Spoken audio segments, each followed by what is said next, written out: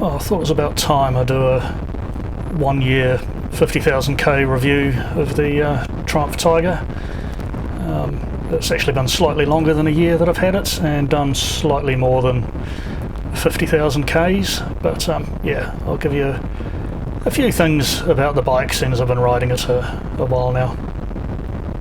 The first thing is to find somewhere nice and peaceful to actually do the review. While I'm heading out, yeah, just straight from the top, this bike's good. It's everything I need in a bike.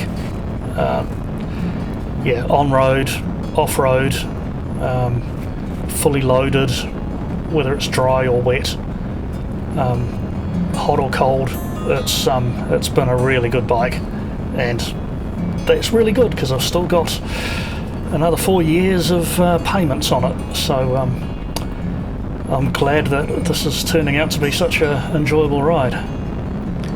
Anyway, let's, as I said, find somewhere to actually do a proper review. This looks like a good spot.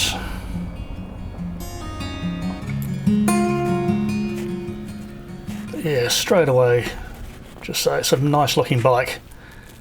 Yeah, I like the colours on this, the sort of yellow flashes on it, pretty distinctive for this Aragon model.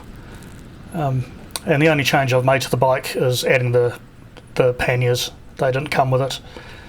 Yeah, and it looks good enough that you sort of fit in with any sort of crowd, whether it's adventure bikes or road bikes or whatever. It's a good looking bike all round.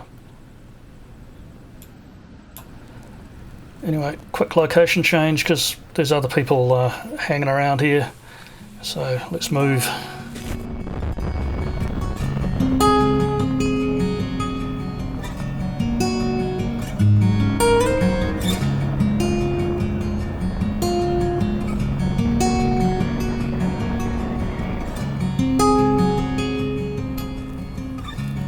Well, I don't think anyone's gonna interrupt me out on the beach here. Find somewhere nice to stop.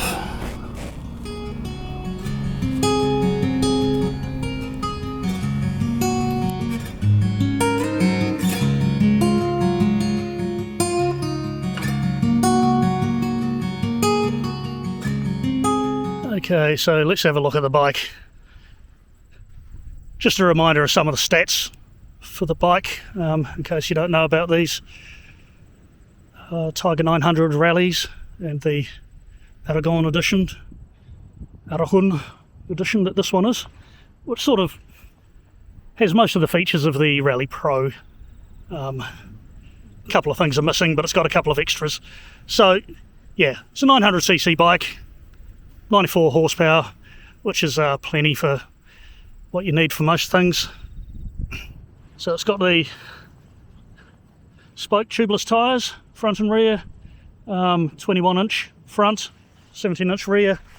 The 21-inch front, most of the time you sort of think about these bikes as if it's got a 21, then it's going to be good off-road, but not quite so good on-road. But it is actually really good on-road as well. You don't notice that it's got a 21-inch wheel. In fact, I'm pretty sure it handles better than my old 800 GT, which had the smaller wheel. So yeah, that, I don't know what they've done to make it work so well for a 21-inch wheel, but on-road is superb. So it's got the Showa suspension as well. 240mm travel on the front and 230 on the rear. The suspension's a bit plush, is what some people say. It's a bit soft, especially when you're a rather weighty person like I am and travelling around with all your luggage on all the time. But on the other side of that is that it's extremely comfortable. You know, if you're doing some hardcore racy rally stuff, you might want harder suspension. Although if you're doing that sort of thing, you're probably not going to weigh as much as I am. But yeah, certainly it has been a really comfortable ride. It's not really criticism, but after 8 hours in the saddle, it starts getting a bit tiring. I think that's going to be the same with any bike.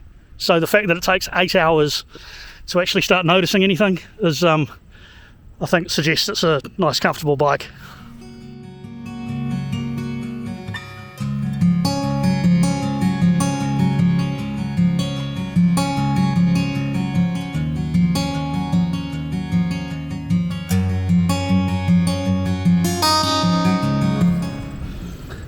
So yeah, it's a heavy old thing though, but not as heavy as some bikes.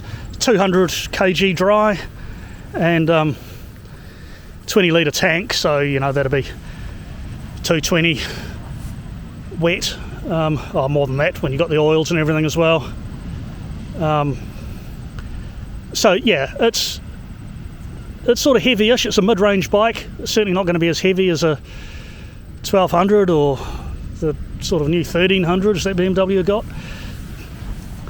So yeah, I've dropped it a couple of times, no issues picking it up again, even with the luggage on. It's been no problem. And yeah, the fuel consumption, their stats say that the fuel consumption is about 5.2 litres per 100 kilometres. I've never had it that bad. It's for me usually around the 3.9 to 4.5 litres per 100 kilometres. Admittedly, I don't do much suburban riding, so that gives me a bit more economy sort of doing the long distance stuff. But yeah, I can knock out over 400 kilometres on a tank. I've done 450 without it running out. You do get nervous around that point, but yeah, it's pretty good on fuel. And you know, again, that's me riding heavy rider, full luggage, and I'll still get good economy out of this thing.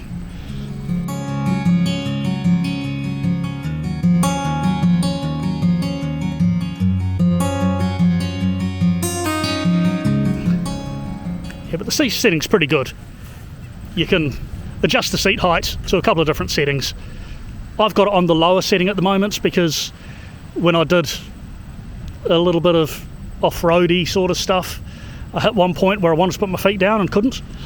So I decided to put my feet, the seat down to its lower setting, and I can get my feet flat on the ground, even with knees slightly bent. So I'm about 6'2". But yeah, I reckon on the lower setting, okay, if you're a very short rider, you know that these bikes are going to be a bit of a challenge, but for your average sort of riders, you're not going to have a problem. Some people like having the seat up at the full thing. Usually they're the confident riders who can bounce on the roads without ever thinking about putting their feet down. So you can raise the seat a bit more as well if you want.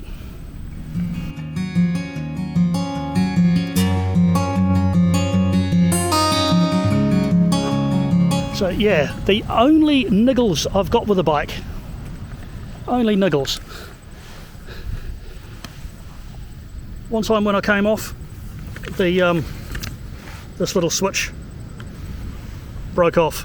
It's actually just the cap of it just dropped off. So all the workings and things like that are still fine. So yeah, the cap just popped off. And yeah, when I asked the shop about it, whether they had little replacement caps, they said they don't actually sell those things separate, and you've got to replace the entire unit, and that would cost about $300, I think it was, just for a little bit of plastic. So I've left that. It's perfectly fine, it works fine just without the cap on, just looks a little bit gnarly. I'll show you one other thing that's a really silly gripe, but one thing I noticed. So underneath the passenger seat there's this area that's for putting your phone to charge. It's got a USB plug in there, so yeah, you just put your phone safely under the seat to charge. The only problem is I've got average sort of sized Samsung there, and, well, trying to put all this stuff away, it's actually quite a tight squeeze, and if you're going to do it, you need a really tiny USB plug. There's not really enough room there for the end of the plug to actually go through, and certainly no room for the cables. So yeah, that is a minor gripe. There's only one time I've actually thought I'd use it and then realised I couldn't. I don't know whether anybody actually uses these things. If you had a smaller phone, I think it would still be a bit of a challenge actually getting a USB cable in there. Anyway, as I said, minor. No one's going to care about that at all. One other very minor gripe that I noticed the other day, and it cost me a bit of money, is the power port down there, the DIN plug, is right under where these cables go when you're turning the handlebars. So if you've got a bigger adapter, and I think most people nowadays would actually be using a USB adapter in these DIN plugs. So yeah, I've had a couple of them break because when you go on full lock, the cables actually push up against where the adapter will be, unless you have quite a small adapter. So yeah, it'd be nice to see USB ports nowadays on bikes. I think a lot of the bikes have them already. It'd be nice if all of them did, just standardise it.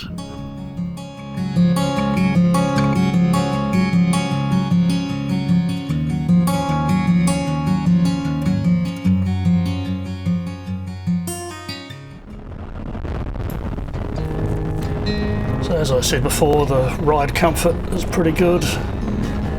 Rides like this with the large front wheel, you just bounce over everything. Handles really well. It flatters your riding. It certainly does me, since I'm just an average rider.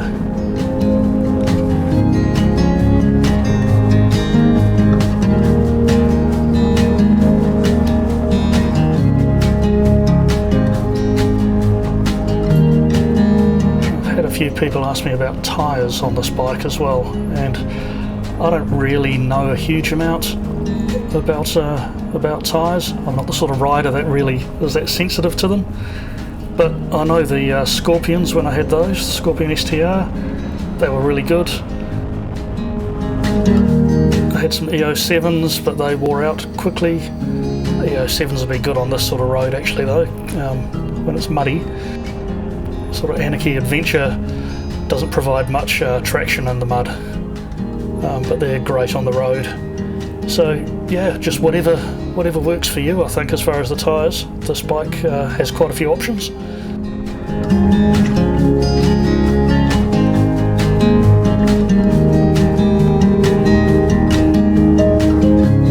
Now this bike does have all the different rally modes. It's got the Rally Pro as well as the Rally mode for taking the traction control off. I usually run a bit of ABS on it anyway. It's quite a nice view.